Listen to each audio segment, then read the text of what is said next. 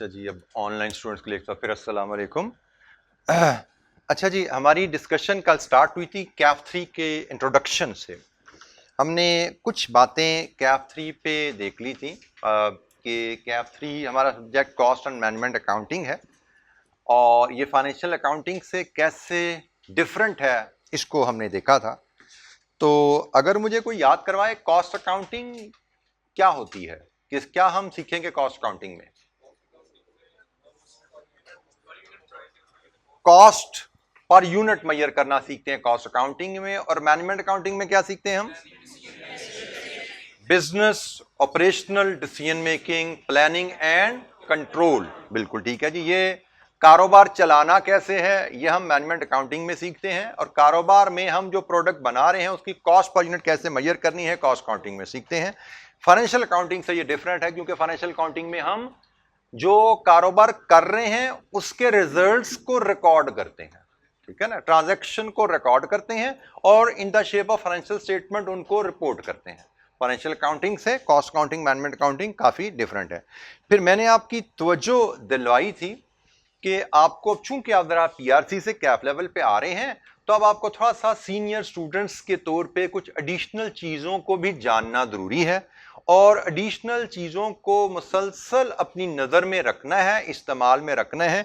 जैसे marking scheme है, जैसे एग्जामिनर कमेंट्स हैं, इनकी मदद आपने बहुत ज़्यादा लेनी है अपनी एग्जामिनेशन की प्रिपरेशन के लिए, ठीक है। तो ये अपडेशन बहुत ज़रूरी है आपके स्टडी मेथडोलॉजी में जैसे जैसे आगे चल रहे हो।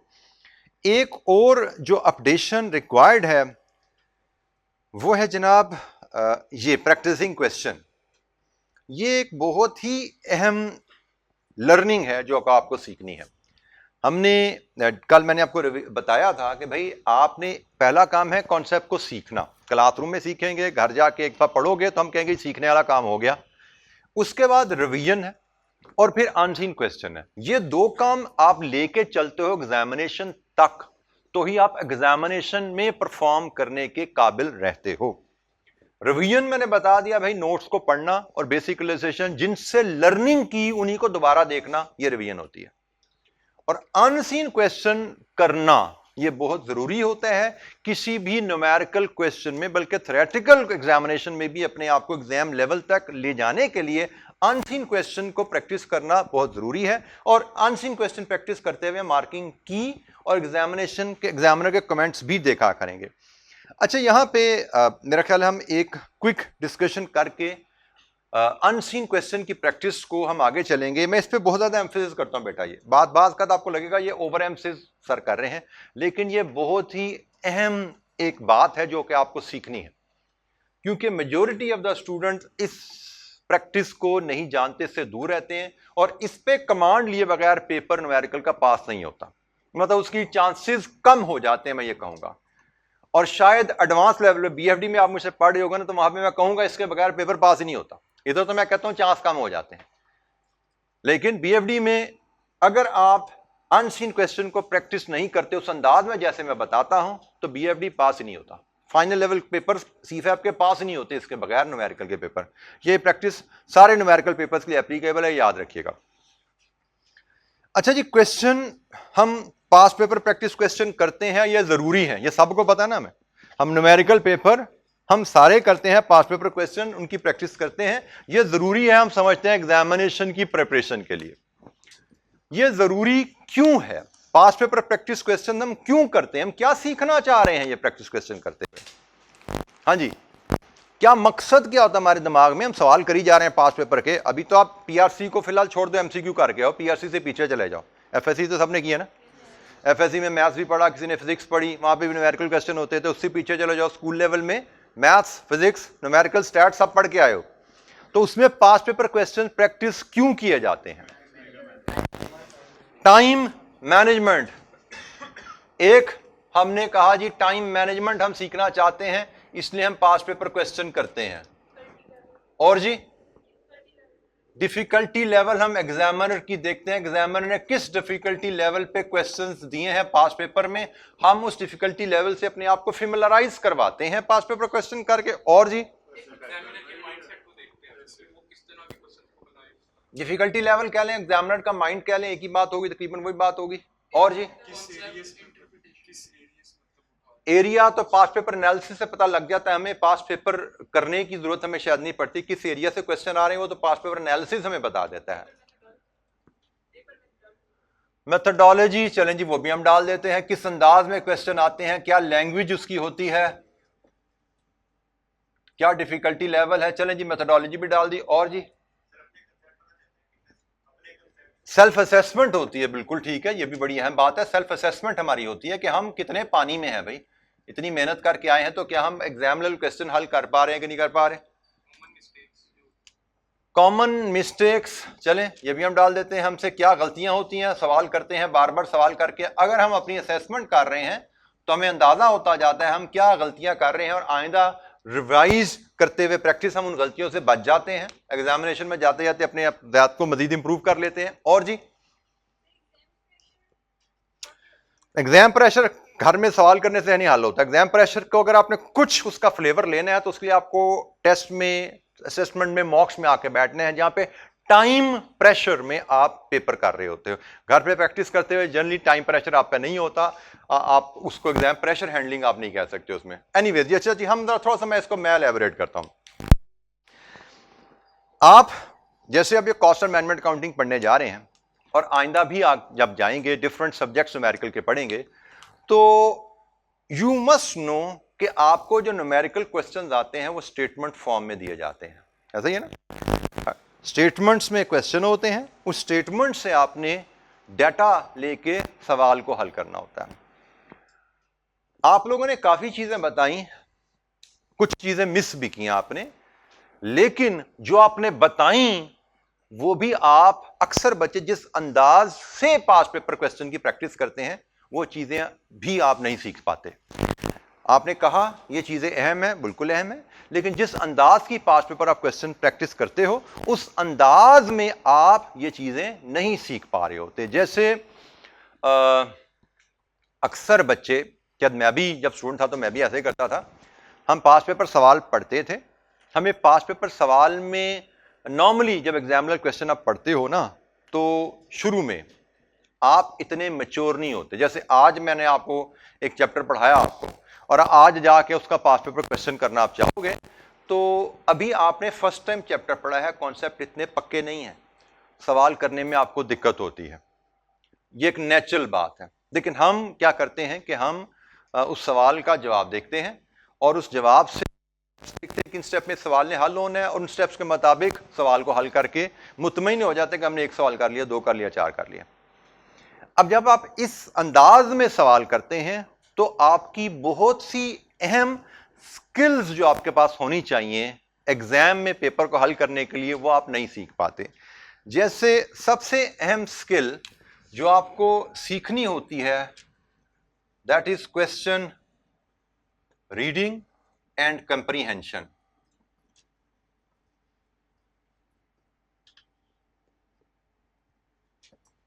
ये स्किल बहुत अहम स्किल होती है किसी भी प्रोफेशनल लेवल एग्जाम में, क्वेश्चन को पढ़ के उसमें जो इश्यूज हैं उनको समझ पाना और उनमें जो प्रॉब्लम्स हैं उनको समझ पाना और रिक्वायरमेंट के मुताबिक उन प्रॉब्लम का हल बनाना।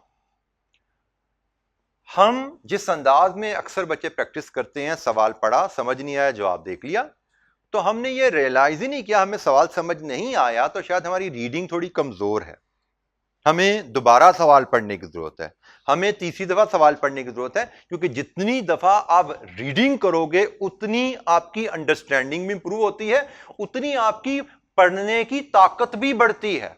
हमने सवाल पढ़ा, हमें समझ नहीं आया, हमने जवाब देख लिया, जवाब देख के हमने उसका हल पेस्ट कर लिया, कॉपी पेस्ट कर लिया, तो इस प्रोसेस में हमने ये सारी लर्निंग को बाईपास कर दिया, हमने तवज्जो ही नहीं दी अपनी रीडिंग और क्वेश्चन को पढ़ने समझने की ताकत को बढ़ाने पे। जब हमने इस पे तवज्जो ही नहीं दी, इसको बेहतर ही नहीं किया, तो एग्जाम में हमारी मदद कौन करेगा? एग्जाम में तो सोल्यूशन हमारे पास नहीं होने वाला। तो अगर हम अपनी रीडिंग और कंप्रीहेंशन इंप्रूव नहीं करते तो एग्जाम में जाके फंसते हैं। हमें ये एक बहुत अहम स्किल है जो पास्ट पेपर प्रैक्टिस करते हुए, क्वेश्चन करते हुए सीखनी है। दूसरी अहम स्किल जो हमें सीखनी होती है that is planning on planning answer. इसमें फॉर्मेट भी आ जाता है, इसमें स्टेप्स भी आ जाते हैं, एटसेट्रा।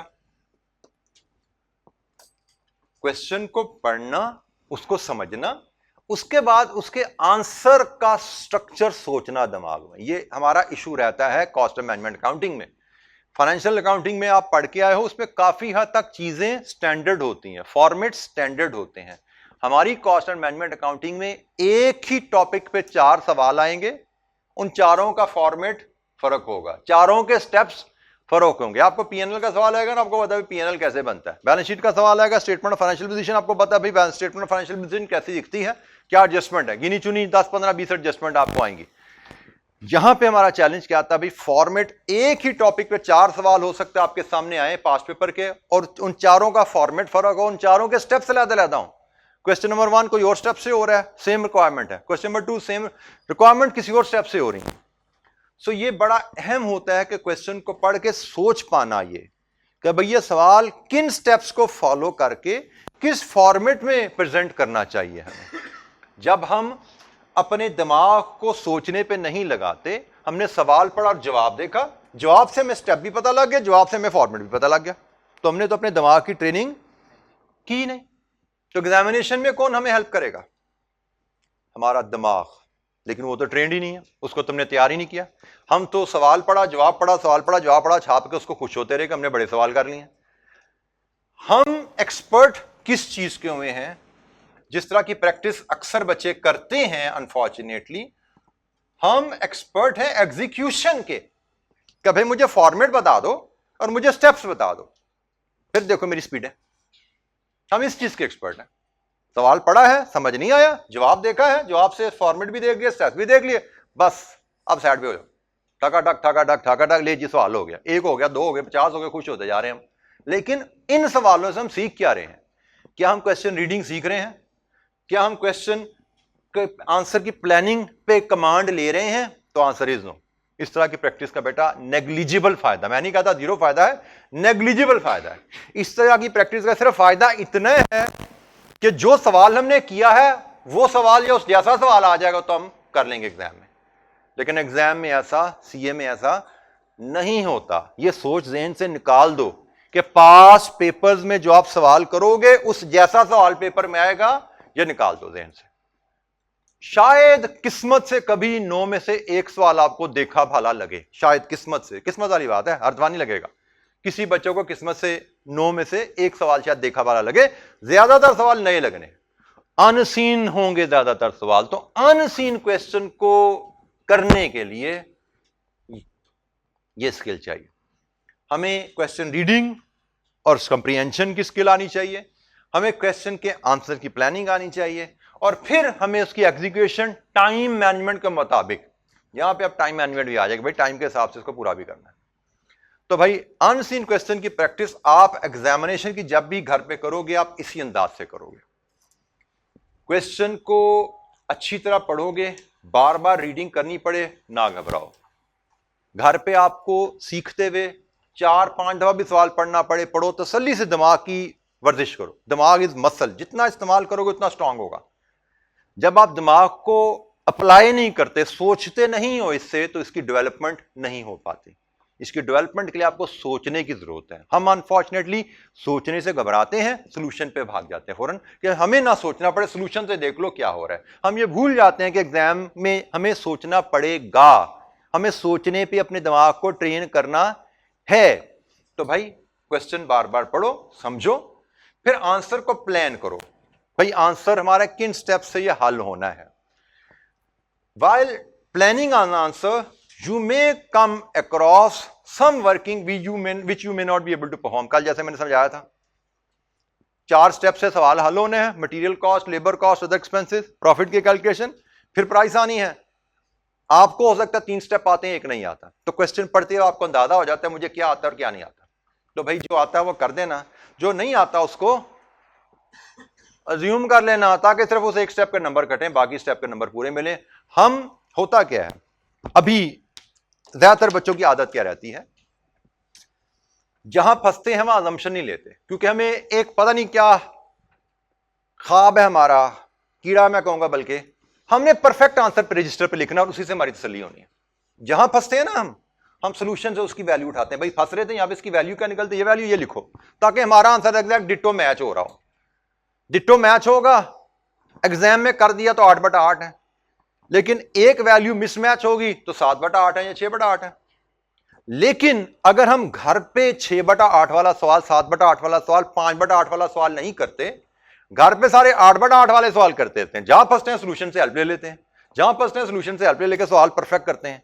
तो घर पे जब 8/8 वाले सारे सवाल करते हो तो एग्जाम में भी हमारा दिल करता है सारे सवाल 8/8 वाले हों, लेकिन एग्जाम में 8/8 वाले सारे सवाल करोगे तो 100/100 नंबर बन जाते हैं टोटल।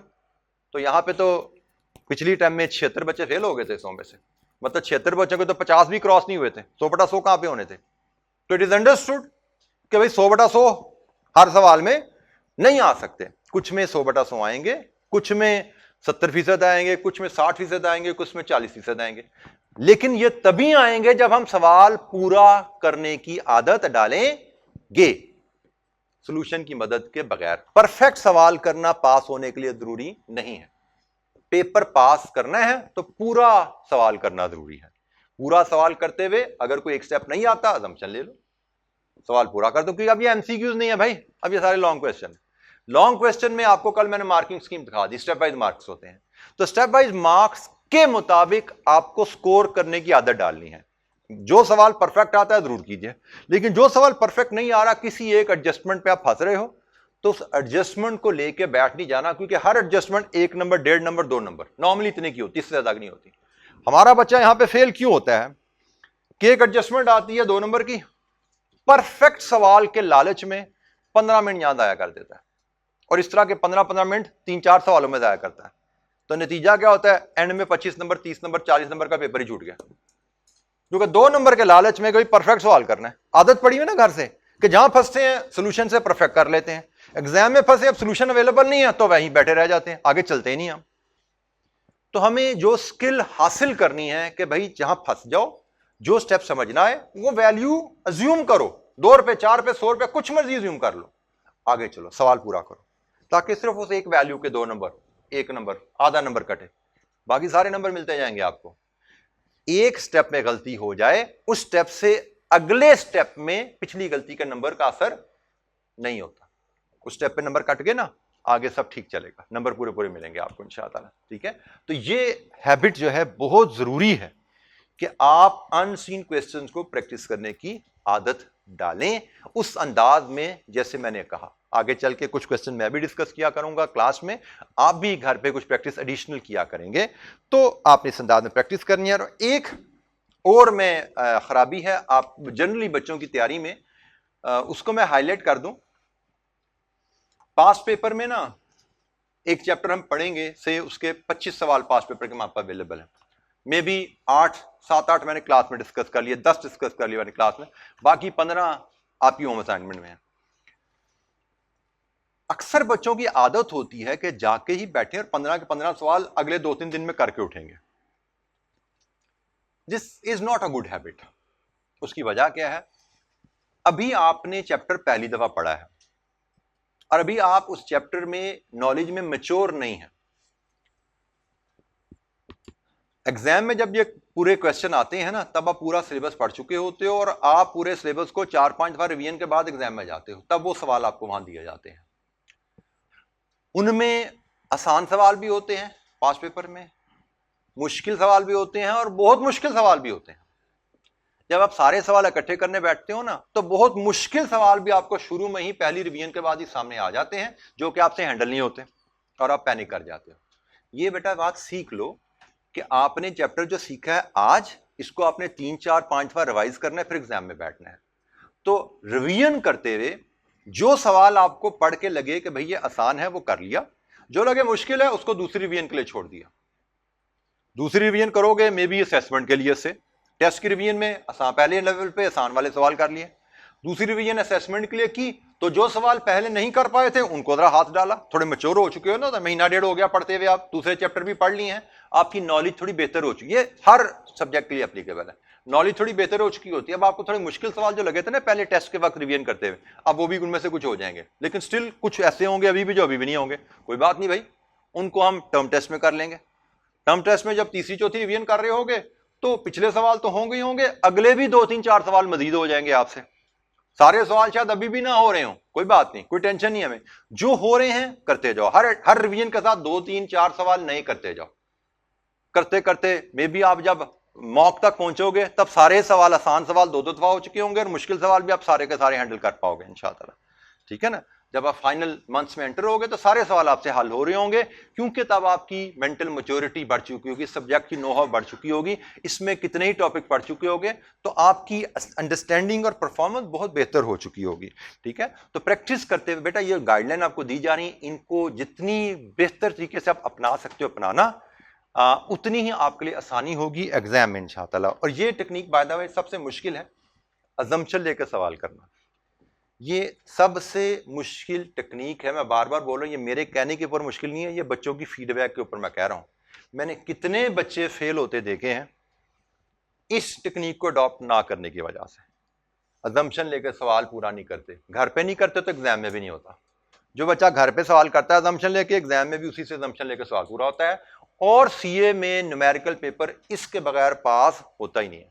मतलब मैं फिर कह रहा हूं, मैंने दोबारा जुमला कहता हूं, चलो यहां पे मुश्किल से होता है, इसके बगैर चलोगे चांसेस कम है, फाइनल में तो होता ही नहीं है। इधर फिर बच्चे कैफ लेवल पे कर जाते हैं धक्के तुक्के खा के, पहली नहीं तो दूसरी नहीं तो तीसरी में कर जाते हैं पास धक्के खा के, इस टेक्निक के बगैर भी। लेकिन इस टेक्निक को अडॉप्ट कर लोगे तो पहली टाइम में सारे पेपर इंशाअल्लाह आपके न्यूमेरिकल के पास होते जाएंगे। अच्छा जी, और बात हमारी क्या रह गई थी? एग्जाम स्ट्रेटजी की बात हम इंशाअल्लाह आगे चल के करेंगे, कि मैं सिर्फ क्विकली आपको इतनी सी सिर्फ तवज्जो दिला देता हूं। हमारे स्टूडेंट्स की एक और खामी जो होती है कि 4 महीने 5 महीने पढ़ाई पे बहुत ज्यादा तवज्जो है, लेकिन 3 घंटे 15 मिनट जहां पे हमारा नॉलेज टेस्ट होना है उस पर तवज्जो नहीं होती। इट इज 4 महीने तैयारी के रिवीजन के इज लाइक गैदरिंग एमुनिशन, और 3 घंटे 15 minute is like fighting battle. असला इकट्ठा कर लिया जंग की तैयारी के लिए, लेकिन मैदान जंग के बारे में नहीं सोचा, दुश्मन के बारे में नहीं सोचा, कोई स्ट्रेटजी नहीं बनाई, तो जंग जीतने के चांसेस बड़े कम हो जाते हैं। अच्छे खासे तैयार बच्चे आखिरी 24 घंटों में स्ट्रेटजी ना होने की वजह से फेल हो जाते हैं। सो हम यहां पे सिर्फ क्लास में सब्जेक्ट की प्रिपरेशन नहीं कर रहे होंगे, हम एग्जामिनेशन स्ट्रेटजी की भी बार बार बात कर रहे होंगे। और एग्जामिनेशन स्ट्रेटजी में छोटी छोटी बातें बहुत अहम रोल प्ले करती हैं। जैसे सबसे पहले ये आपके सामने एक बात लिखी हुई है, you need fresh mind, specially cost. मैं सिर्फ कॉस्ट के बारे में बात करूं, बाकी सब्जेक्ट की स्ट्रेटजी टीचर आपको बता देंगे, लेकिन कॉस्ट के पेपर में अगर आपका माइंड फ्रेश नहीं है, मतलब आप एग्जामिनेशन में एक 7-8 घंटे की नींद लिए बगैर गए हो, तो आपके पास होने के चांसेस वैसे ही आधे हैं। जितने भी चांसेस अपनी तैयारी से आपने बनाए थे ना, अपनी तैयारी से जितने % चांसेस आपने इकट्ठे किए थे कि मैंने बड़ी मेहनत कर ली है, मैं 70-80% पास होने का चांस है मेरा, अगर आप रात को 7-8 घंटे की नींद लिए बगैर एग्जामिनेशन हॉल में चले गए हो, 1/2 हो गए आपके पास होने के चांस। इतनी अहम होती है इस पेपर में रात की नींद। अब ये एक छोटी सी बात है, लेकिन बच्चों को इस बात का पता ही नहीं होता। कितने ही बच्चे पेपर के रिजल्ट के बाद मिलते हैं, जिनसे हम इंटरव्यू लेते हैं, जैसा डॉक्टर के पास जाता है अपना मरीज। मैं भी बच्चे खुदा ना जब फेल हो तो मैंने उनको कहा था, बेटा जब फेल हो आपने मुझसे जरूर मिलना आके, ताकि हम आपकी फेलियर की रीजन ढूंढ सकें। फेलियर की रीजन ढूंढेंगे तो अगली दफा उसका इलाज करके पास होंगे ना। अगर मैं फेलियर की वजह ही नहीं पता तो अगली दफा फिर फेल हो जाएंगे, तीसरी दफा फिर फेल हो जाएंगे। और बच्चे कई दफा फेल होते हैं, 2-3 दफा फेल हो जाते हैं अनफॉर्चुनेटली, सिर्फ इसलिए कि उन्होंने पहले फेलियर के ऊपर अपनी रीजन ही ढूंढी थी। फेल की वजह क्या है? तो फेलियर की वजह ढूंढना जरूरी। तो मैं बच्चों को कहता हूं, भाई फेल हो गए ना कभी खुदा ना खास्ता तो मेरे पास जरूर आना, तो डिस्कशन करते हैं। कितने ही बच्चे मिलते हैं जो इस वजह से फेल हुए थे, कभी रात को सोए बगैर गए थे। 4-6 क्वेश्चन करता हूं, बीच में से एक सवाल मेरा यह भी होता है, नींद कितनी ली थी। एक सवाल मेरा होता है, नाश्ता किया था कि नहीं किया था। अब ये भी बात नाश्ते का क्या ताल्लुक भी पेपर, भाई है ताल्लुक। गाड़ी में पेट्रोल नहीं डालोगे तो गाड़ी कैसे चलेगी? दिमाग भी एक इंजन है ना, आपका प्रोसेसर है, उसको फ्यूल नहीं दोगे चलेगा कैसे? तो उसका फ्यूल क्या होता है? ग्लूकोज।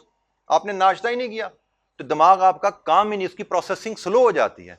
जब आप पढ़ रहे हो, आपको नींद भी पूरी चाहिए, आपको फूड भी पूरा चाहिए, तभी आप प्रोडक्टिविटी के साथ पढ़ सकते हो। अक्सर बच्चे पढ़ाई के प्रेशर में नींद कम कर लेते हैं, मैंने पढ़ना है इसलिए मैं सोता कम हूं, 4 घंटे सोता हूं। मुझसे अक्सर बच्चे पूछते हैं, पीछे एग्जाम गुजरे कि जी मैं 4-5 घंटे अगर दिन में सो लूं तो क्या मेरे लिए काफी होगा पढ़ने के लिए? मैंने कहा भाई पढ़ना तो बात की बात, पहले सोने की बात कर लो। 7-8 घंटे से कम नहीं सोना आपने। 4 घंटे सोओगे ना तो 20 घंटे जाओगे, 20 घंटे में से 4 घंटे नहीं पढ़ा जाएगा आपसे, क्योंकि बाकी टाइम दिमाग आपका सो रहा होगा। खुद जाग रहे हो, दिमाग सो रहा होगा। लेकिन 8 घंटे सो जाओगे ना, 16 घंटे जागोगे, 16 घंटों में से 12 घंटे पढ़ लोगे आप, क्योंकि दिमाग आपका फ्रेश होगा। तो 20 घंटे जागोगे, 4-5 घंटे पढ़ पाओगे।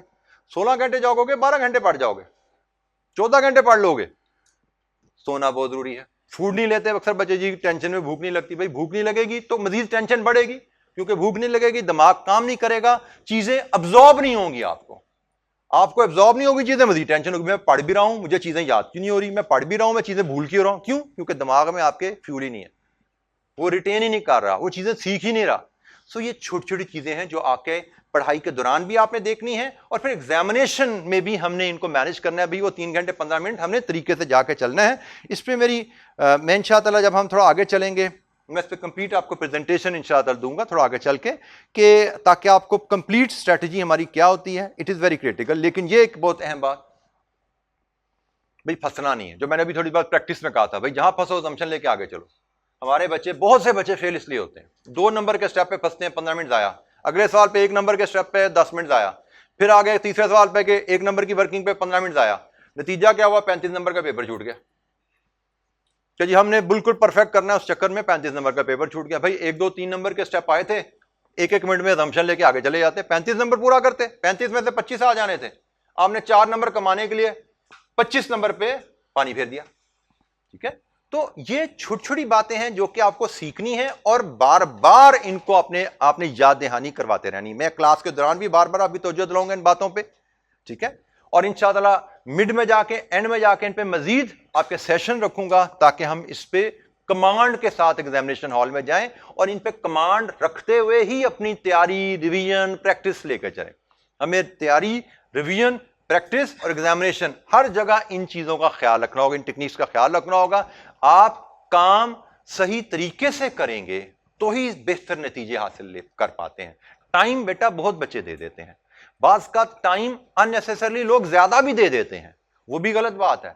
हम ड्यू टाइम दें, अच्छे तरीके से दें, सही तरीके से दें, तो इंशाअल्लाह बहुत बेहतर हमें रिजल्ट मिलेंगे। तो मेरी कोशिश रहेगी, जो मेरी स्ट्रेंथ रही थी एज अ स्टूडेंट भी, कि मेरी learning, revision, practice, exam strategies, ये मेरी एज अ स्टूडेंट मेरी स्ट्रेंथ होती थी। तो मैं कोशिश करूंगा इंशाअल्लाह ये सारी बातें अपनी स्ट्रेंथ प्लस ये पिछले जो 20-22 सालों में स्टूडेंट्स को पढ़ाया, उनके एक्सपीरियंसेस से, जो मैंने फीडबैक से जो चीजें सीखी हैं, वो आपसे मैं शेयर करता रहूं। और ये आप समझें कि एक निचोड़ रहेगा। बल्कि मैं बच्चों को अक्सर कहता हूं कि सब्जेक्ट जो पढ़ाया जा रहा है, वो नॉलेज आपने नहीं भी सीखा ना, तो किताब पढ़ोगे, किताब में मिल जाएगा। लेकिन जो बातें टेक्निक्स पे की जाती हैं, डूज एंड डोंट्स पे की जाती हैं, ये काम करना है और ये नहीं करना है, इनसे बचना है, वो अगर आपने पिक ना की, क्लास में ना सीखी, तो वो कहीं किताब में लिखी मिलनी नहीं है। तो जो टेक्निक्स की बात होती है, उनका तो जरूर नोट लिया करो, भाई ये चीजें डूज एंड डोंट्स हैं, इनका ख्याल रखना है।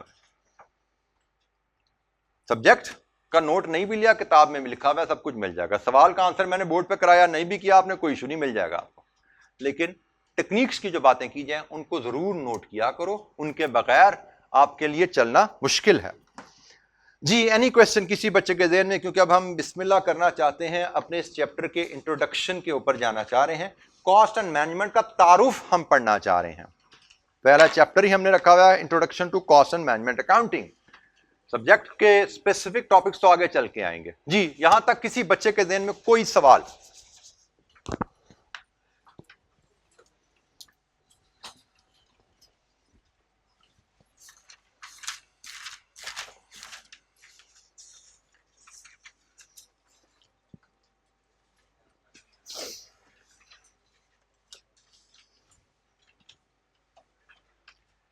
अच्छा जी, सबसे पहले हम कॉस्ट अकाउंटिंग में हैं, तो हम कॉस्ट की बात करेंगे। कॉस्ट क्या होती है? इस चैप्टर में हमने कॉस्ट से अपना तारुफ हासिल करना है और कॉस्ट एंड मैनेजमेंट अकाउंटिंग से अपना तारुफ हासिल करना है। फाइनेंशियल अकाउंटिंग, कॉस्ट अकाउंटिंग और मैनेजमेंट अकाउंटिंग, इनको डिफरेंस हम देख चुके हैं। अब हम डिस्कशन अपनी स्टार्ट करेंगे कॉस्ट से। कॉस्ट होती क्या है? तो जनाब, कॉस्ट से आप लोग फेमिलियर हैं, कोई नई बात आपके लिए नहीं है। Cost expresses the amount of money that is spent on buying और प्रोड्यूसिंग और क्रिएटिंग अ गुड और service. Cost doesn't include a markup और मार्जिन फॉर प्रॉफिट। मतलब कोई चीज खरीदने में, बनाने में, कोई चीज खरीदने में या बनाने में जो पैसा लगा आपका, या सर्विस क्रिएट करने में जो पैसा लगा, उसको हम कॉस्ट कहते हैं। आपने मार्कर खरीदा, कॉलेज ने मार्कर खरीदा, दिस इज कॉस्ट। कॉलेज ने डस्टर खरीदा, दिस इज कॉस्ट। कॉलेज ने इलेक्ट्रिसिटी के लिए यहां पे बिजली बाय की, दिस इज कॉस्ट। ठीक है जी, ये सारी कॉस्ट हैं बिजनेस की। कॉलेज ने ये डेस्क खरीदे हैं, इवन ये भी कॉस्ट है, लेकिन इनकी नेचर थोड़ी कैपिटल है। ठीक है, कैपिटल कॉस्ट, रेवेन्यू कॉस्ट होता है ना, तो बहल ये भी कॉस्ट ही है। अच्छा जी, हम बात जो करने जा रहे हैं कॉस्ट अकाउंटिंग में, हमारी मेजर डिस्कशन जो रहने वाली है वो रेवेन्यू नेचर की कॉस्ट के ऊपर रहने वाली है। कैपिटल नेचर की कॉस्ट हमारी डिस्कशन में यहां पे नहीं आएगी। कॉस्ट की अंडरस्टैंडिंग बहुत जरूरी है जब हम कॉस्ट अकाउंटिंग को पढ़ना चाहते हैं।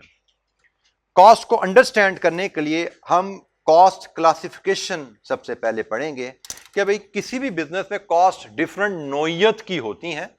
उन कॉस्ट को हम किस अंदाज से देख सकते हैं। जैसे हम क्लासिफिकेशन की बात करें, जैसे आप लोग स्टूडेंट बैठे हो, ये क्लास ऑफ स्टूडेंट्स हैं। लेट्स अज्यूम ये स्टूडेंट नहीं है, डिफरेंट हेड्स ऑफ एक्सपेंसेस हैं। ठीक है, ये बिजली का बिल है, ये गैस का बिल है, ये सुई गैस का बिल, ये आपका से सैलरीज हैं वर्कर की, ये किसी और की, ये स्टेशनरी है। So let's assume these are all heads. जिस तरह क्लासरूम स्टूडेंट्स को हम डिफरेंट तरीकों से डिवाइड कर सकते हैं, इसी तरह एक्सपेंसेस को भी डिफरेंट तरीके से डिवाइड किया जा सकता है। फॉर एग्जांपल, मैं क्लासरूम स्टूडेंट्स की बात करूं तो हम क्लासरूम स्टूडेंट्स की कैटेगरीज बनाना चाहें तो एक कैटेगरी कुड बी मेल और फीमेल। एक तरीका यह है क्लासरूम को डिवाइड करने का। एक तरीका क्या है कि हम बाय हाइट डिवाइड कर दें कि 5 फीट 3 इंच से अबव एक तरफ, 5 फीट 3 इंच से बिलो एक तरफ। एक तरीका कुड बी एज, 20 साल प्लस एक तरफ, 20 साल माइनस एक तरफ।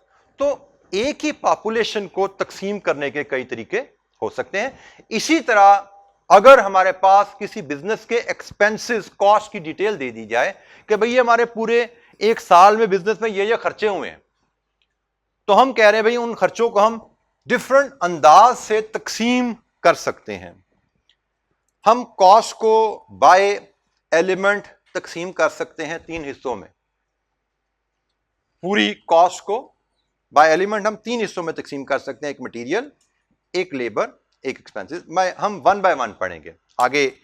बाय फंक्शन है, बाय नेचर है, बाय बिहेवियर है, उन पे हम बाद में बात करते हैं। मुझे एक बिजनेस के पूरे साल के खर्चों की डिटेल दे दी जाए। बेटा ये फैन, अच्छा ये धागा ही काट दिया किसी ने। बेटा ये आपने फैन बंद करवाना है, इसका धागा यहाँ से कट गया हुआ है, अभी मैं बंद कर नहीं सकता। क्लास के बाद आपने इस मसले का हल करवाना है, आपकी जिम्मेदारी है। ठीक है बेटा। अच्छा जी, हम बाय एलिमेंट खर्चों को तकसीम कर सकते हैं। बाय एलिमेंट से मुराद है material, labour and expenses. Definition बड़ी सिंपल है। मटेरियल से मुराद क्या है? हमने बिजनेस के में जो भी अमाउंट स्पेंड की है कमोडिटीज सप्लाइड के ऊपर and used by an organisation. For example, raw cotton used in a textile mill, office stationery used in head office, ये मटेरियल कहलाएगी। बिजनेस में डिफरेंट खर्चे किए जाते हैं। जो अमाउंट आपने स्पेंड की है कमोडिटीज के ऊपर, फिजिकल आइटम्स के ऊपर, वो खर्चा आपकी मटेरियल हेडिंग में इकट्ठा हो जाएगा। जैसे यहां पे एग्जांपल दी गई है, चले हम फर्नीचर वर्कशॉप पे आ जाए। फर्नीचर वर्कशॉप में हमने लकड़ी इस्तेमाल की अपने बिजनेस में, मटेरियल। फर्नीचर वर्कशॉप में हमने पाइप इस्तेमाल किया, फिजिकल कमोडिटी है ना, we can hold it, material. हमने डेस्क बनाने में कील इस्तेमाल की है, फिजिकल आइटम है, मटेरियल। हमने डेस्क बनाने में ग्लू इस्तेमाल की, glue is physical material, this is material. तो हमने कहा हमारे डिफरेंट बिजनेस खर्चे हैं, उनमें से कुछ खर्चे मटेरियल हेडिंग में तकसीम होकर चले जाएंगे, कुछ खर्चे लेबर हेडिंग में चले जाएंगे। लेबर हेडिंग में कौन से खर्चे जाते हैं? Cost paid by an organisation to its employees against using their services. Employees को सर्विसेज के अगेंस्ट जो पैसे दिए जाते हैं वो लेबर कैटेगरी में हो जाते हैं। मेरा प्रोडक्शन वर्कर को सैलरी गई, लेबर। मेरे फैक्ट्री के गार्ड को सैलरी गई, लेबर। मेरे अकाउंटेंट की सैलरी गई, अकाउंटेंट की सैलरी गई, लेबर। मेरे फैक्ट्री मैनेजर की सैलरी गई, लेबर। मेरे फैक्ट्री के हेल्पर की सैलरी गई, लेबर। सो एम्प्लॉइज को सर्विसेज के अगेंस्ट जो पैसे दिए गए वो लेबर कैटेगरी में आ गए। बिजनेस में मैं फिर रिपीट करूं, फिजिकल आइटम्स खरीद के इस्तेमाल की गई, उन पे जो खर्चा लगा वो मटेरियल हेडिंग में चला जाएगा। बिजनेस में एम्प्लॉइज की सर्विसेज के अगेंस्ट जो पैसे दिए उन पे जो खर्चा लगा वो लेबर में चला गया। इसके अलावा जो भी खर्चा बचा अदर। तीन कैटेगरीज है। मटेरियल पहचाना गया, लेबर पहचानी गई, जो इन दो में नहीं गई अदर में चली गई। ठीक है, तो बाय एलिमेंट कॉस्ट के तीन हिस्से किए जा सकते हैं। जैसे मैं फर्नीचर वर्कशॉप की मिसाल में लूं, मैंने मटेरियल और लेबर क्लियर कर लिया। फर्नीचर वर्कशॉप में मेरे साल के जो एक्सपेंसेस दिए गए हैं उनमें इलेक्ट्रिसिटी का बिल है, क्या होगा? क्योंकि ना ये मटेरियल है ना लेबर है। मेरी फैक्ट्री का रेंट है, अदर एक्सपेंसेस। मेरी फैक्ट्री में कैंटीन में जो पत्ती इस्तेमाल हुई, पत्ती अदर एक्सपेंसेस डाल दी, you can hold it, material. मेरे फैक्ट्री में जो रिपेयर डिपार्टमेंट है उसके फोरमैन की तनख्वाह, लेबर। मेरे फैक्ट्री में जो रिपेयर डिपार्टमेंट है उसमें मशीनरी टूल्स की डेप्रिसिएशन, भाई मटेरियल टूल्स की डेप्रिसिएशन, क्या ये मटेरियल खरीदने पे खर्चा लगा? क्या ये किसी एम्प्लॉय की तनख्वाह गई है? Other expenses. ठीक है ना, तो रूल बड़ा सीधा है, किसी चीज को खरीदने पे पैसा लगा मटेरियल में डाल दो, किसी एम्प्लॉइज को सर्विस के अगेंस्ट पैसे दिए लेबर में डाल दो। जो अमाउंट, जो खर्चा इधर भी नहीं गया इधर भी नहीं गया वो इधर जाएगा सिर्फ।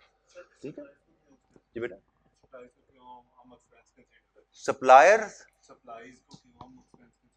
सप्लाईज को क्यों हम बेटा आप कौन कंसिडर करते हैं? मैंने तो सप्लाईज का नाम भी नहीं इस क्लास में लिया। सप्लाईज को हम एक्सपेंस क्यों कहते हैं बेटा? हम ये एक्सपेंसेस तो ये सारे हैं, ये एक्सपेंसेस या कॉस्ट। हमारी बात शुरू कहां से हुई थी? हमारी बात शुरू कहां से हुई थी? कॉस्ट क्या होती है? Cost is an expenses the amount of money spent. मतलब एक्सपेंस तो सारे हैं, मटेरियल भी एक्सपेंस है, लेबर एक्सपेंस है, अदर एक्सपेंसेस, बिजली भी एक्सपेंस है, एक्सपेंसेस तो सारे हैं, कॉस्ट तो ये सारे हैं। ठीक है, हम इन कॉस्ट की क्लासिफिकेशन पढ़ रहे हैं और ये कॉस्ट की क्लासिफिकेशन हम कॉस्ट एंड मैनेजमेंट अकाउंटिंग के रेफरेंस से पढ़ रहे हैं। आप इसको फाइनेंशियल अकाउंटिंग से कंपेयर नहीं करेंगे। ठीक है, फाइनेंशियल अकाउंटिंग में एक्सपेंसेस में एक हेडिंग आती है सप्लाईज।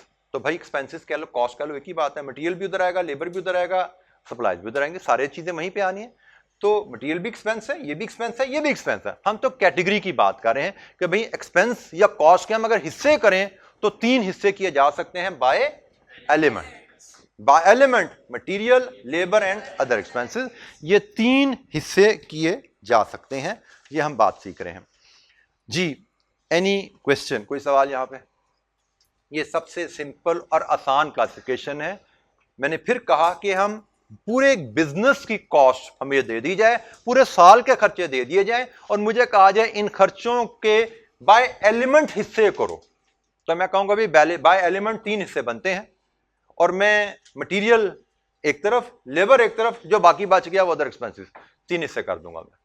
ठीक है, पूरे बिजनेस के साल के खर्चे, एक महीने के खर्चे मुझे दे दिए जाए, मैं बाय एलिमेंट इसके तीन हिस्से कर सकता हूं। Another way to classify cost is by function. अच्छा, बाय फंक्शन को समझने के लिए ना मैं एक बिजनेस एंटिटी ऑर्गेनाइजेशन का एक स्ट्रक्चर आपसे शेयर करता हूं कि हमने कॉस्ट अकाउंटिंग में, आपको पता होना चाहिए, बिजनेस ऑर्गेनाइजेशन कई तरह की होती हैं। सर्विस ऑर्गेनाइजेशंस भी होती हैं, ट्रेडिंग ऑर्गेनाइजेशन भी होती हैं, मैन्युफैक्चरिंग ऑर्गेनाइजेशन भी होती हैं। ठीक है, कई तरह की बिजनेस ऑर्गेनाइजेशन होती हैं। कॉस्ट अकाउंटिंग में हमारा प्राइमरी फोकस जो रहने वाला है वो मैन्युफैक्चरिंग ऑर्गेनाइजेशंस पे रहने वाला है। हमारा प्राइमरी फोकस मैन्युफैक्चरिंग ऑर्गेनाइजेशंस पे रहने वाला है।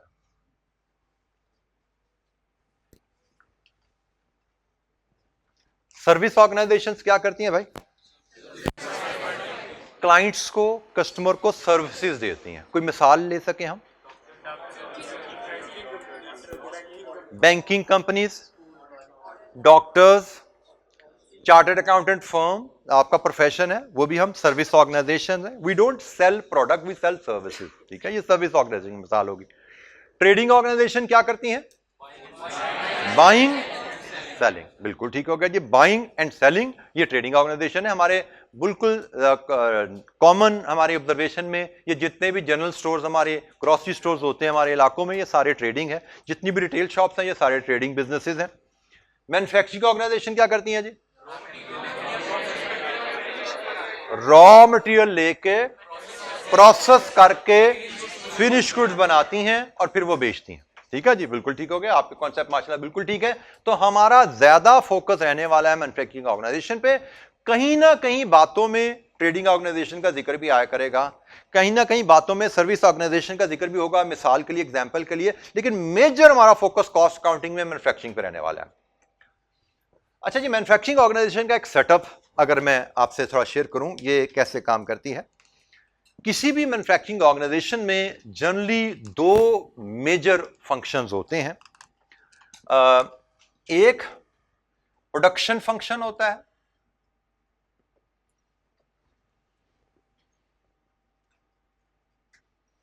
और एक नॉन प्रोडक्शन फंक्शन होते हैं। यूजुअली प्रोडक्शन फंक्शन किसी भी मैन्युफैक्चरिंग ऑर्गेनाइजेशन में जो होते हैं वो फैक्ट्री में परफॉर्म किए जाते हैं, और जो नॉन प्रोडक्शन फंक्शन होते हैं वो किसी भी ऑर्गेनाइजेशन में हेड ऑफिस में परफॉर्म किए जाते हैं। फैक्ट्री की फिजिकल इक्वेशन और हेड ऑफिस की फिजिकल इक्वेशन में और may not be the same. जैसे मैंने 99 में जो मैंने बिजनेस ऑर्गेनाइजेशन ज्वाइन की थी, हमारा राइस, एक मल्टीनेशनल कंपनी थी, राइस प्रोसेसिंग एंड एक्सपोर्ट का बिजनेस था। तो हमारा फैक्ट्री यूनिट जो था वो गुजरांवाला के पास था, गुजरांवाला से बल्कि आगे था थोड़ा, अलीपुर रोड पे, और हमारा हेड ऑफिस लाहौर में था। लेकिन एक और हमारी सिस्टर कंसर्न थी, वो भी एक मल्टीनेशनल कंपनी, वो भी राइस प्रोसेसिंग एंड एक्सपोर्ट में थी। उनका हेड ऑफिस, उनका बिजनेस यूनिट भी मुरीदके में था और उनका हेड ऑफिस भी मुरीदके में था। सो फिजिकल लोकेशन में और may not be the same. ठीक है, ये हर बिजनेस की अपनी जरूरत होती है, अपनी जरूरत से लोग देख लेते हैं कि हमें फैक्ट्री और हेड ऑफिस को इकट्ठा रखना है या फैक्ट्री और हेड ऑफिस को अलग रखना है। जैसे मैं जिस कंपनी की बात कर रहा था, मैंने 5 साल वहां काम किया, तो जब तक मैं काम कर रहा था तब तक हमारा हेड ऑफिस लाहौर में था और फैक्ट्री गुजरांवाला के आगे थी। लेकिन जब मैंने जॉब छोड़ दी तो उसके 1 साल बाद मुझे पता लगा उन्होंने हेड ऑफिस को भी फैक्ट्री में गुजरांवाला में शिफ्ट कर लिया था। वहां पे उन्होंने प्रॉपर एक ब्लॉक बना लिया था, तो सारा हेड ऑफिस के फंक्शन भी वहां ले गए थे। तो ये तो कंपनी अपनी जरूरत के मुताबिक देखती है। बट फिलहाल हम समझते हैं, हम अपनी अंडरस्टैंडिंग के लिए हम समझते हैं ये 2 अलग-अलग बिल्डिंग्स हैं। ये फैक्ट्री बिल्डिंग है, ये हेड ऑफिस की बिल्डिंग है। हेड ऑफिस में नॉन प्रोडक्शन जो फंक्शंस होते हैं वो चलते हैं। जैसे नॉन प्रोडक्शन में आपके क्या है? फाइनेंस है, अकाउंट्स है, हम बिजनेस की अगर तरफ रहें तो सेल्स एंड मार्केटिंग है, R&D रिसर्च एंड डेवलपमेंट भी हो सकता है, आपका सेल्स एंड डिस्ट्रीब्यूशन है, एडमिनिस्ट्रेशन है,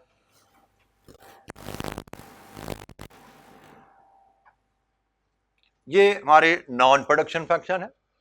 और प्रोडक्शन फंक्शन से मुराद है, प्रोडक्शन क्या होती है वैसे भाई, what is the production, how do we define production? It's a process, production is a process in which raw material is converted into finished goods. ठीक है, production is a process in which raw material is converted into finished good, और production process factory में होता है।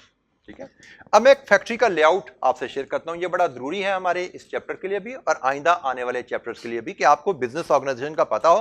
क्योंकि आप लोगों ने फिजिकली वहां पे काम नहीं किया, तो I will try to explain कि फैक्ट्री में क्या क्या होता है।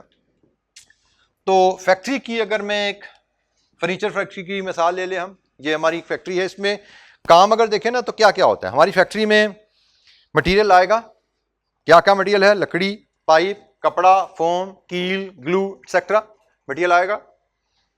ये मटेरियल फिर प्रोडक्शन में जाता है। प्रोडक्शन में डिफरेंट स्टेप्स होते हैं, जैसे अगर मैं ब्रीफ बड़े स्टेप्स अगर गिनूं तो पहला स्टेप होगा कटिंग का, क्योंकि लकड़ी आपको पता ना ये 8 बाय 4 फुट का स्टैंडर्ड साइज होता है। पाइप से 13 फुट की एक लेंथ होती है। कपड़ा में भी एक रोल्स होते हैं।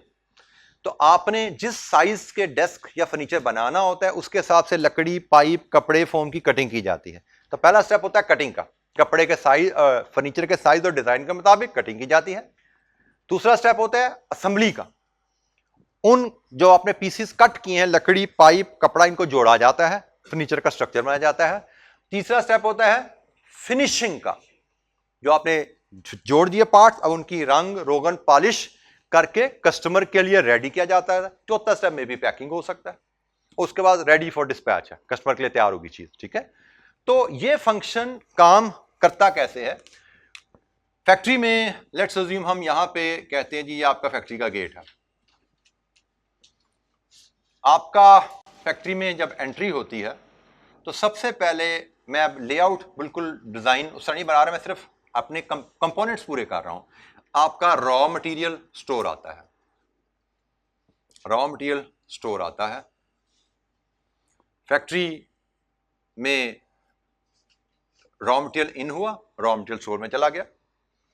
रॉ मटेरियल स्टोर से फिर आगे प्रोडक्शन शुरू होती है, कटिंग, बल्कि मैं इसको सारा एक प्रोडक्शन डिपार्टमेंट ओवरऑल ही कह देता हूं।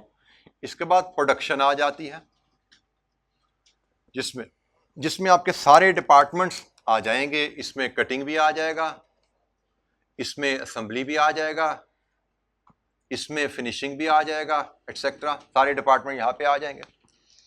प्रोडक्शन के बाद चीजें आपकी शिफ्ट होती हैं फिनिश गुड स्टोर में।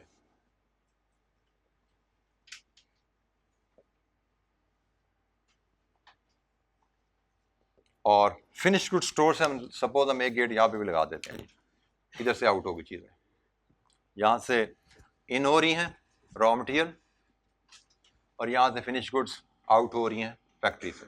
ठीक है जी, तो ये तो एक मोटा मोटा स्ट्रक्चर हो गया, raw material store, production and finish goods.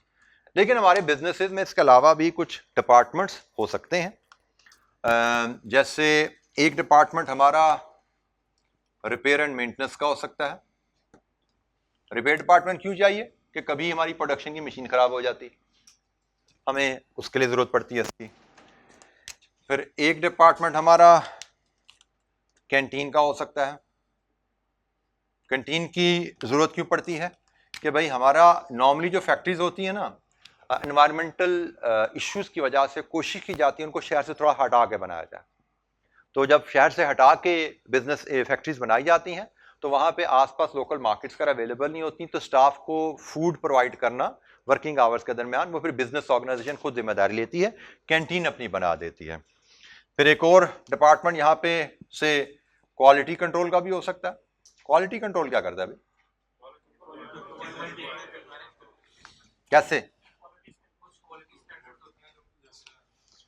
Quality control department को हमारी जो प्रोडक्ट है, जो कस्टमर की रिक्वायरमेंट है, उसके स्टैंडर्ड्स दे दिए जाते हैं और इनका काम होता है प्रोडक्शन प्रोसेस के दौरान जाके बार बार देखते रहना कि भाई प्रोडक्ट जो बन रही है कस्टमर के ऑर्डर के मुताबिक ही बन रही है ना, जो कस्टमर ने रिक्वायरमेंट दिया, डिजाइन दिया, उसके मुताबिक ही बन रहा है, जाके देखते रहना।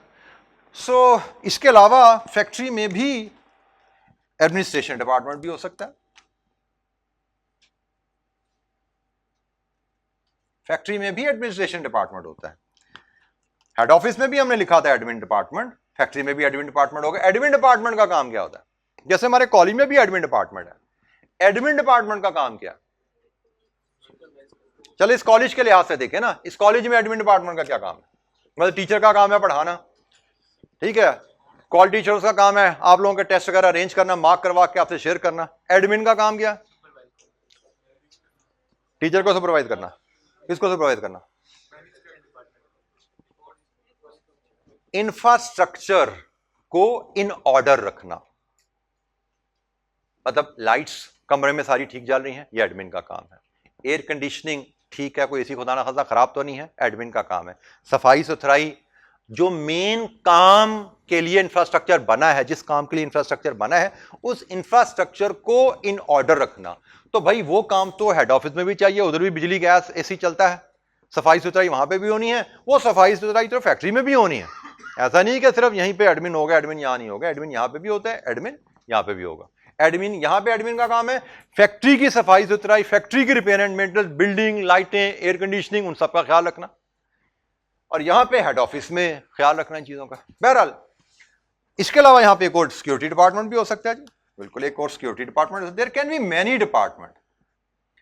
तो बहरहाल यहां पे हम जो बात सीखने जा रहे थे कि हमारी फैक्ट्री के दो मेजर फंक्शन होते हैं, एक production, non production.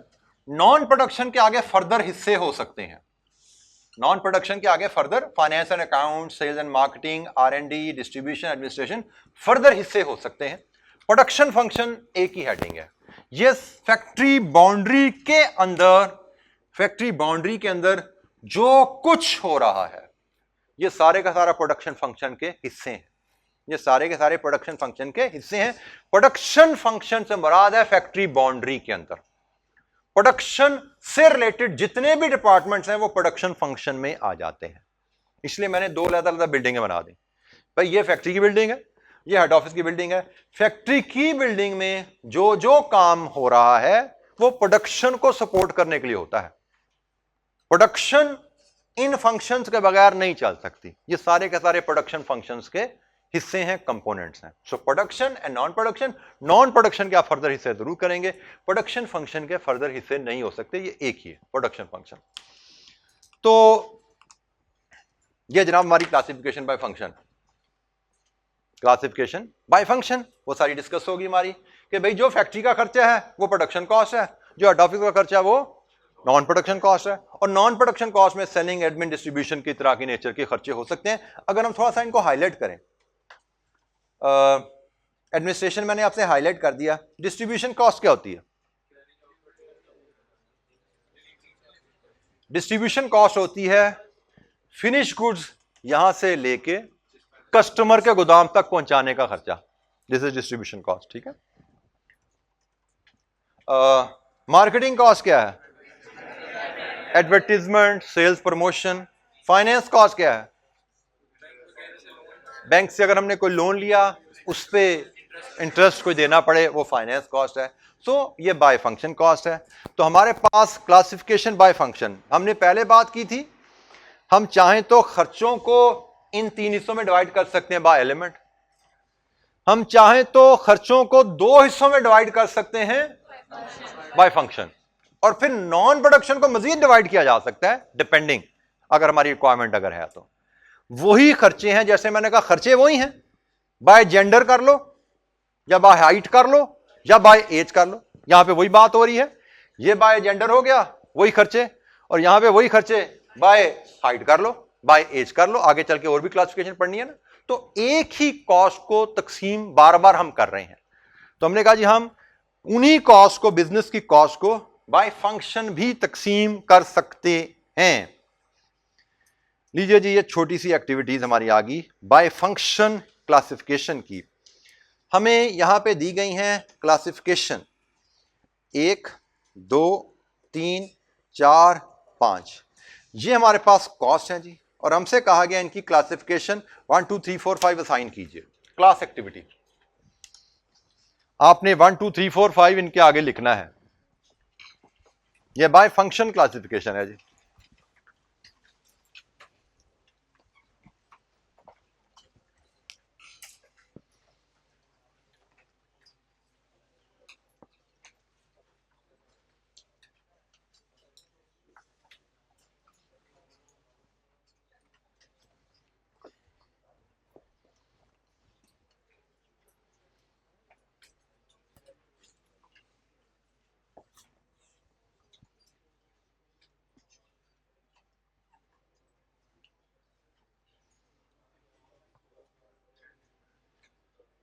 Overall for machine worker, overall क्या होता है?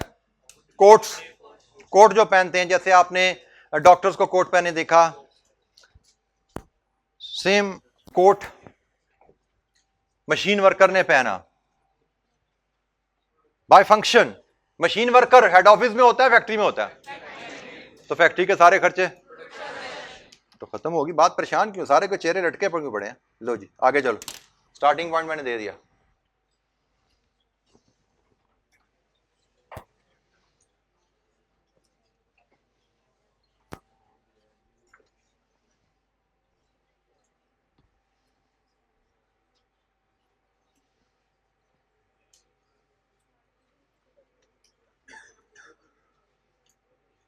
Cost of printer cartridge in general office, admin, बिल्कुल ठीक हो गया। Salary of factory supervisor, production. Salary of payroll supervisor, admin. Rent of warehouse for storing goods ready for sale. अच्छा यहां पे अब एक क्वेश्चन मार्क है,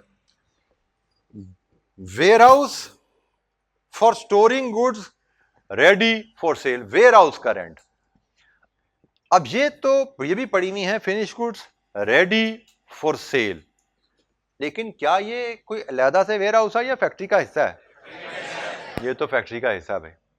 तो जो फैक्ट्री का हिस्सा है वो तो फैक्ट्री कॉस्ट हो जाता है, लेकिन वहां पे उसने कहा आपने एक वेयर हाउस अलहदा से लिया। अक्सर बिजनेसेस में होता क्या है कि फैक्ट्री से जो प्रोडक्शन होती है, प्रोडक्शन फिर हेड ऑफिस शिफ्ट कर दी जाती है, हेड ऑफिस ने अपना वेयर हाउस उसके पास लिया होता है डिस्ट्रीब्यूशन के लिए। फिनिश गुड्स फैक्ट्री में नहीं रखी जाती, कुछ बिजनेसेस में फिनिश गुड्स फैक्ट्री में रखी जाती हैं, तो वहां पे तो उसका अलहदा से किराया नहीं है। लेकिन कुछ बिजनेसेस में फिनिश गुड्स का वेयर हाउस गोदाम अलहदा होता है। तो जब फैक्ट्री से चीज निकल गई तो प्रोडक्शन कॉस्ट खत्म होगी, फैक्ट्री से बाहर जो खर्चा है वो नॉन प्रोडक्शन है।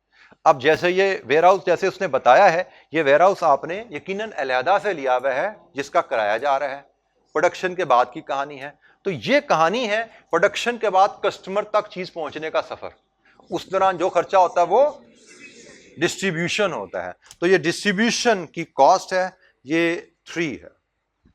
Loan interest 5, salary of factory security guard.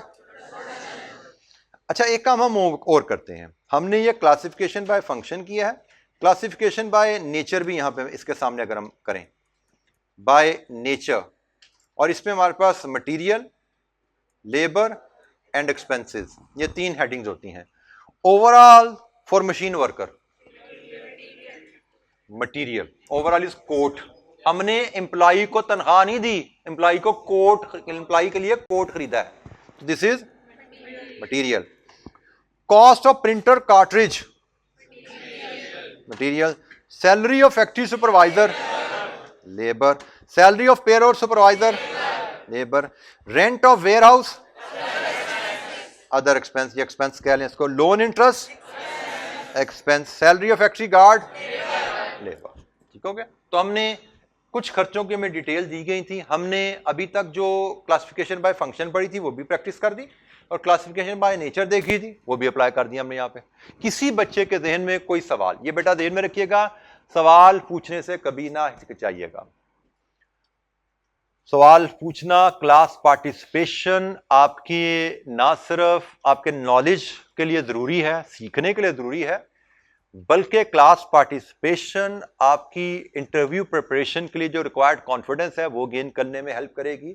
Class participation आपकी जो फर्म में जाने के बाद प्रैक्टिकल परफॉर्मेंस आपके आएगी, जो कम्युनिकेशन आपने करनी है अपने टीम मेट्स के साथ वहां पे, जो अपने सुपीरियर के साथ, उसमें आपकी जो लर्निंग रिक्वायर्ड है उसमें हेल्प करती है। हमारे तो यहाँ पे प्रोफेशनल एजुकेशन में तो ये कंपलसरी नहीं होती क्लास पार्टिसिपेशन। यूनिवर्सिटी एजुकेशन में क्लास पार्टिसिपेशन के मार्क्स होते हैं बाकायदा। वहाँ पे टीचर जो क्लास पढ़ा रहा होता है उसके सामने सारे बच्चों के नामों की लिस्ट होती है। वो देख रहा होता है कि कितने बच्चे क्लास में क्वेश्चन आंसर के थ्रू पार्टिसिपेट करते हैं, क्वेश्चन कितने पूछ रहे हैं बच्चे, आंसर जब उनसे पूछा जाए कितने बच्चे देते हैं। और ये मस्ट होता है हर बच्चे के लिए क्लास पार्टिसिपेशन स्कोर करना। 100 में से समझो 5 या 10 नंबर क्लास पार्टिसिपेशन के हैं, 90 नंबर के पेपर होने हैं या बाकी एक्टिविटीज होनी है, 10 नंबर आपके इस चीज के हैं कि आपने क्लास में किस तरह पार्टिसिपेट किया। तो हमारे पास तो नंबर तो नहीं है, लेकिन आपको लर्निंग का लालच होना चाहिए कि अगर कोई चीज नहीं आती, नेवर बी शाय ऑफ, हिचकिचाओ ना कि भाई मैं पूछूंगा तो अगले क्या सोचेंगे, अगले जाए भाड़ में। ठीक है, इस मामले में जो आपको चीज पूछनी है आप कॉन्फिडेंस से पूछिए, बट ख्याल रखना भाई तवज्जो से सुन रहे हो फिर पूछना, ये ना हो कि सुत्ते पे उठो और फिर पूछ लो मुझसे कि जी सर क्या पढ़ाया था पिछले 5 मिनट में, दोबारा बता दें। तो इस तरह नहीं पूछना मुझसे, ठीक है। तो आपने you have to be specific, sir मुझे इसकी बात समझनी है, ये प्रोडक्शन क्यों है, ये मटेरियल क्यों है, ये बताइए किस प्रिंसिपल के तहत प्रोडक्शन है, किस प्रिंसिपल के तहत मटेरियल है। इस तरह के एजुकेटेड क्वेश्चन जो हम डिस्कस कर रहे हैं, जिन असूलों पे हम एप्लीकेशन देख रहे हैं, उन असूलों की एप्लीकेशन में कोई दिक्कत तो पूछिए जी।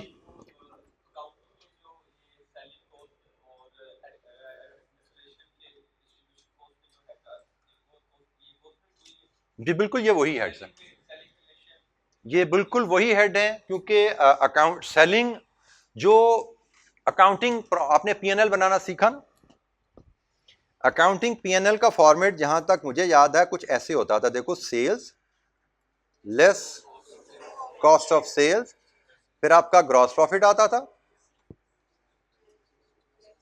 फिर इसमें से लेस करते थे ऑपरेटिंग एक्सपेंसेस, बिल्कुल ठीक हो गया जी। तो एक्सपोर्टिंग एक्सपेंसेस करते थे तो आपका नेट प्रॉफिट आ जाता था। अच्छा भाई, ये जो कॉस्ट ऑफ सेल्स है ना, ये सारे के सारे प्रोडक्शन एक्सपेंसेस होते हैं, ये प्रोडक्शन कॉस्ट होती हैं, और जो ऑपरेटिंग एक्सपेंसेस होते हैं इसमें सारे नॉन प्रोडक्शन। तो ये मैंने आपका ताल्लुक जोड़ दिया फाइनेंशियल अकाउंटिंग का कॉस्ट अकाउंटिंग के साथ। जो हमारी डिस्कशन चल रही थी ना क्लासिफिकेशन बाय फंक्शन, वो आपकी फाइनेंशियल अकाउंटिंग से कैसे लिंक हो रही है। प्रोडक्शन कॉस्ट ऑफ सेल्स में सारी की सारी प्रोडक्शन कॉस्ट आती हैं, और सारी की सारी non production cost, selling, admin, marketing, वो सारी ऑपरेटिंग कॉस्ट यहीं पे आ रही होती है ना। तो ये वही बात जो हम कर रहे हैं, प्रोडक्शन नॉन प्रोडक्शन। जी बेटा, security guard factory production process में इन्वॉल्व नहीं है, तो इसकी सैलरी प्रोडक्शन कॉस्ट कैसे बनी। बेटा मैंने एक ये दायरा लगाया, मैंने कहा था ये हमारी फैक्ट्री है और इस फैक्ट्री के अंदर जो खर्चा है वो प्रोडक्शन फंक्शन का खर्चा है। मैंने जिंदगी आपकी आसान कर दी थी कि भैया मैंने इतने डब्बे बनाए इसलिए थे, और फिर दायरा बाद में इसलिए इस बाउंड्री वॉल के अंदर, फैक्ट्री की बाउंड्री वॉल के अंदर जो भी खर्चा आएगा वो सिक्योरिटी का है, वो एडमिन का है। फैक्ट्री में बाज़ का अकाउंटेंट भी बैठा होता है, फैक्ट्री में भी तो खर्चे हो रहे थे ना, बिजली का बिल पे किया, चाय की पत्ती आई, छोटे मोटे खर्चे चल रहे थे, इधर अकाउंटेंट भी बैठा होता है, उसकी तनख्वाह भी फैक्ट्री कॉस्ट, प्रोडक्शन कॉस्ट का हिस्सा बन जाएगी। इस बाउंड्री के अंदर जो काम हो रहा है ना, वो प्रोडक्शन कॉस्ट में जाएगा। हाँ, हेड ऑफिस की बाउंड्री में जो काम हो रहा है वो नॉन प्रोडक्शन कॉस्ट है, ठीक है। तो यहाँ पे सिक्योरिटी गार्ड है, वो भी प्रोडक्शन कॉस्ट है।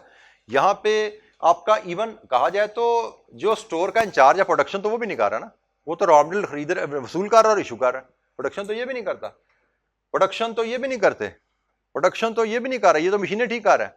लेकिन बाउंड्री के अंदर जो खर्चा हो गया वो किया इसलिए जा रहा था कि फैक्ट्री चलती रहे, ठीक है ना। ये खर्चा गार्ड हमने क्यों रखा है, ताकि फैक्ट्री स्मूथली चलती रहे, चोरी चिकारी ना हो। गार्ड हटा दोगे तो 4 दिनों में माल सारा चोरी, फैक्ट्री बंद, ठीक है। तो फैक्ट्री चलाने के लिए गार्ड रखा है ना। तो इस बाउंड्री में जितने खर्चे हैं वो किए इसलिए जा रहे हैं कि फैक्ट्री चलती रहे, प्रोडक्शन होती रहे। तो प्रोडक्शन होने के लिए सारे खर्चे किए जा रहे हैं, सारे के सारे प्रोडक्शन कॉस्ट हैं।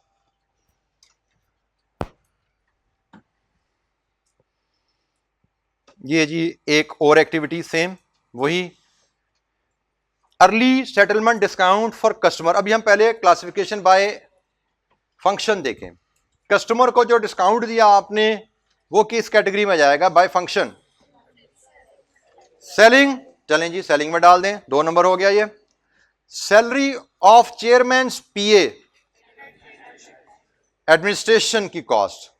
Road tax license for delivery vehicle, distribution, बिल्कुल ठीक है जी। Bank overdraft fee, finance. Salesman commission, selling, बिल्कुल ठीक हो गया जी।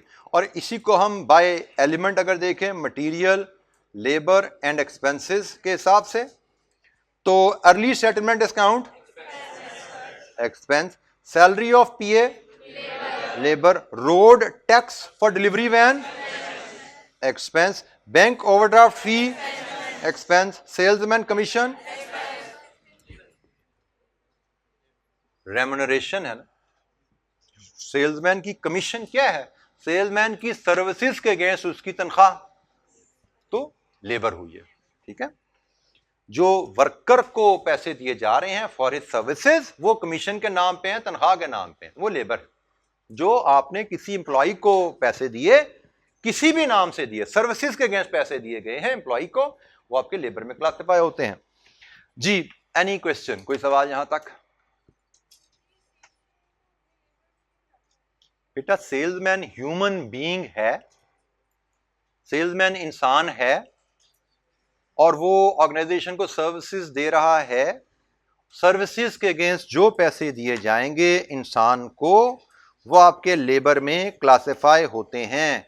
एम्प्लॉइज को, सेल्समैन आपका एम्प्लॉई है, एम्प्लॉई को उसकी सर्विसेज के अगेंस्ट जो पैसे दिए जाएंगे, by whatever name you call it, वो लेबर में क्लासिफाई होंगे। उनको आप कमीशन कहो, आप उनको सैलरी कहो।